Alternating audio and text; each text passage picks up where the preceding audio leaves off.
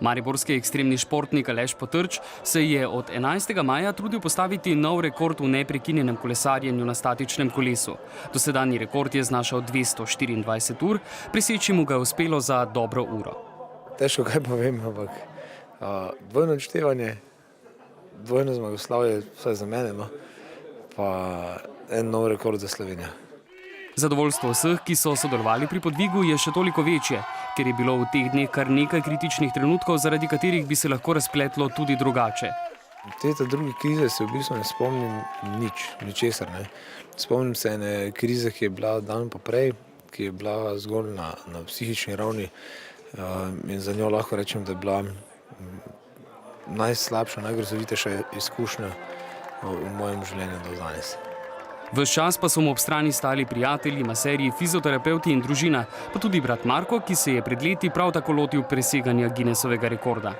Brat je, rad ga imaš in ko vidiš, da halucinira, ko vidiš, da ima kar težko krizo in se spomniš, kako izgleda ta kriza, recimo pri mojem takrat rekordu, se ti smili seveda, ni enostavno gledati brata v taki situaciji, ampak takrat je treba stisniti in mu dati vso oporo in biti za njega tam, zato da spravi skozi in je uspela. Že prvi dan festivala pa je Guinnessov rekord presegla Tina Ternjak, ki je v 12 urah prekolesarila 348 km, danes popoldne pa je postavila nov rekord še v kolesarjenju na statičnem kolesu v 1 uri. Tako je prejšnjo letvico iz 27 dvignila na 35 km. Vsekakor meja vredna spoštovanja. Verjamem, da ne bomo imeli lahkega dela, če pa se kdo odloči, da zruši ta rekord, pa bom ful vesela za njega in tej punci bom samo lahko čestitala, res. Cilj Tine in Aleša, ki sta poganjala pedala statičnega kolesa, je bil ob postavitvi novega rekorda še dobrodelnost.